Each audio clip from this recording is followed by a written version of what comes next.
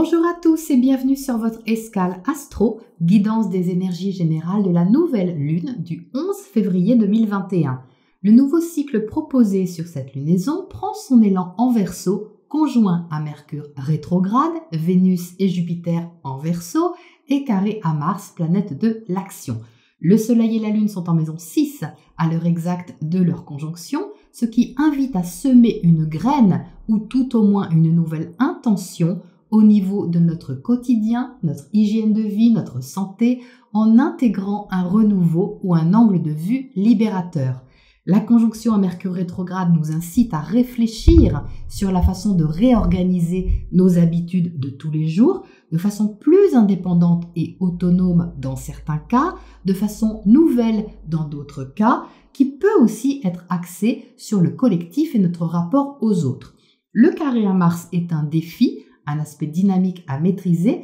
Mars en Taureau aide à agir plutôt posément, concrètement, et en maison 9, il va donner envie d'agir envers nos idéaux. Ce qui est juste pour nous libère et élargit notre horizon, mais avec un sens pratique. Car l'aspect de tension montre que l'envie de concrétiser les choses pour évoluer est forte, nous mobilise et nous donne envie d'investir dans une direction qui a du sens pour nous. Mercure rétrograde peut rendre un peu nerveux, mais il va nous encourager surtout à libérer notre façon de penser et à voir les choses autrement de ce qu'on avait prévu ou imaginé pour nous-mêmes. Le carré Mercure-Mars peut provoquer quelques tensions au passage, discussions ou désaccords, en miroir de cet ajustement que nous avons à faire en nous-mêmes. C'est Uranus qui maîtrise cette lunaison et Uranus, c'est la planète du renouveau, de la libération, de l'imprévisible et surtout du réveil, en fanfare quelquefois si on n'a pas entendu ou ressenti les premières secousses. Uranus est en maison 8 et il réveille quoi? Ce qui se passe au plus profond de nous, d'intime, de psychologique, de secret. Il pousse aussi à nous libérer de nos attachements, nos peurs et obsessions.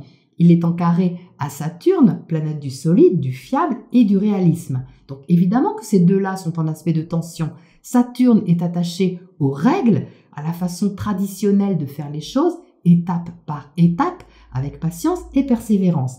Il est en maison 5 en Verseau, maison des loisirs, de la joie, de la créativité, de l'amour. Qu'est-ce qu'il veut faire Saturne ici? Il veut réglementer ce domaine, nous obligeant à prendre le temps de créer le renouveau, mais imposant une sorte de restriction à ce qui a envie de se libérer. Et comme il est chez Uranus en Verseau, c'est un peu comme s'il dictait la conduite au maître de maison chez qui il est invité. Ça peut donc être assez difficile à maîtriser. On peut ressentir un besoin de se libérer de certaines habitudes ou attaches en étant retenu par ailleurs, par des obligations. Symboliquement, si c'est vécu intérieurement, on peut se sentir restreint par une forme d'autorité qu'on a sur nous-mêmes ou qu'on s'inflige alors qu'on veut d'un autre côté se libérer de quelque chose.